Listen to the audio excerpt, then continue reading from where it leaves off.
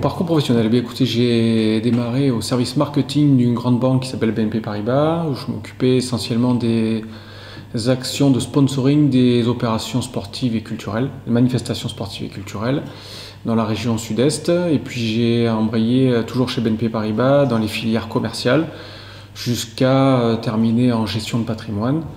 Avec d'autres missions en parallèle, notamment l'intégration des jeunes diplômés, faire partie de cercles de qualité et de réflexion, et puis un travail de développement de réseau d'apporteurs d'affaires également, essentiellement autour d'un produit qui était le prêt immobilier à l'époque. Ensuite, j'ai quitté BNP Paribas 14 ans après y être rentré pour créer une entreprise dans le monde du courtage de financement immobilier. L'entreprise, je suis resté dans cette activité pendant 3 ans. Ensuite, j'ai décidé de me reconvertir dans le monde du conseil et de l'accompagnement et de la formation. Je crois que ça a été une des meilleures décisions professionnelles de ma carrière, puisque c'était un petit peu avant la crise financière, donc ouf. Et avant la récession du marché de l'immobilier, notamment en France et dans la région sud-est. Donc j'ai décidé de me reconvertir dans le conseil et la formation. L'idée étant de travailler essentiellement autour de tout ce qui concerne l'élément humain dans les organisations. J'avais quand même constaté que les entreprises, BNP Paribas, mais beaucoup d'autres avec lesquelles j'avais été en interaction en tant que courtier, me donnaient l'impression de travailler à 50% de leur potentiel et que la force et les compétences de l'être humain n'étaient pas au centre des questions et qu'on pouvait faire beaucoup mieux. Donc j'ai décidé de travailler modestement, d'apporter ma pierre à l'édifice sur ce sujet et travailler sur des thèmes comme le leadership, la motivation d'équipe, la communication interpersonnelle, interculturelle et tant d'autres sujets autour des compétences de l'être humain.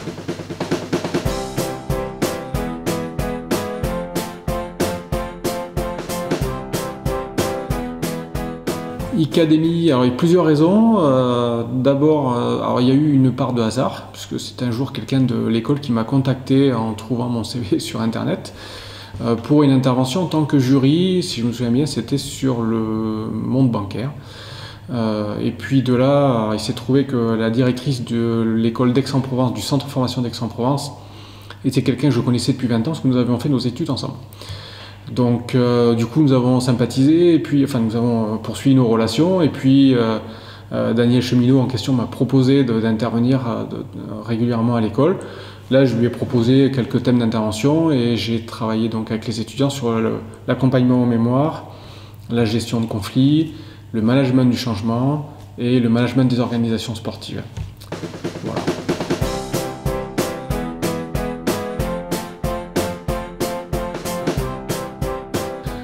Je dirais que c'est une approche à la fois ancienne et à la fois nouvelle, mais il y a eu des courants sociologiques et managériaux qui ont fait, à mon sens, du bien mais également du mal au monde des entreprises.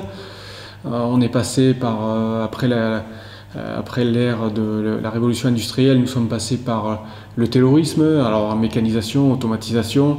On ne peut pas dire que ça a été forcément favorable à l'épanouissement de l'être humain dans les organisations, mais ça a été favorable à une rationalisation et une meilleure efficacité des organisations, ça c'est sûr. Ensuite, nous sommes passés à une ère de gestion à partir des années 70-80 où on mesure tout, on transforme tout en chiffres. Les indicateurs de performance sont plus importants que le professionnel et ses compétences. Du coup, mon intervention prend ce sens à travers ce constat-là. Alors je dirais peut-être nouveau, j'ai la sensation que les entreprises aujourd'hui ont conscience qu'il faut replacer l'être humain au centre de la problématique des entreprises et des organisations, mais j'ai aussi la sensation qu'ils ne savent pas toujours comment s'y prendre. Et que la culture de la gestion est toujours très prégnante, très présente, et qu'il est difficile de s'en défaire, parce que ça demande de modifier une culture d'entreprise, de modifier des structures, une organisation, des modes relationnels, etc. Et que ce n'est pas forcément simple.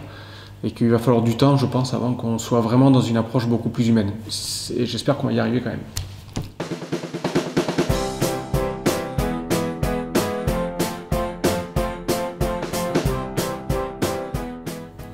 Complètement. La motivation première pour moi est de transmettre et de donner effectivement des armes aux apprenants en leur faisant prendre conscience de l'exigence du monde professionnel, en essayant de développer les compétences qui me semblent les plus adaptées. Et à mon sens, les compétences centrales aujourd'hui, ce sont les compétences de savoir-être. Le savoir-faire, ok, très bien, mais de la technique, il en faut, c'est certain, dans tous les domaines. Il faut savoir bâtir un plan de communication, il faut savoir traiter un conflit, il faut savoir communiquer, il faut savoir lire un bilan comptable, etc. Ça me paraît important. Mais aujourd'hui, le marché est saturé, on est dans une période difficile, le marché de l'emploi est très complexe. Je suis convaincu que l'enjeu ressources humaines d'aujourd'hui et de demain passera par le développement des compétences de savoir-être qui seront vraiment centrales. Savoir-être, ça veut dire quoi? Ça veut dire au-delà d'une technique qu'on s'est appropriée, c'est être capable de la transmettre, être capable de travailler en réseau, être capable de travailler avec différentes catégories de professionnels, de toutes origines multiculturelles, ethniques, religieuses, sociales, professionnelles, etc. Parce qu'aujourd'hui, la planète fonctionne de cette façon-là, quoi.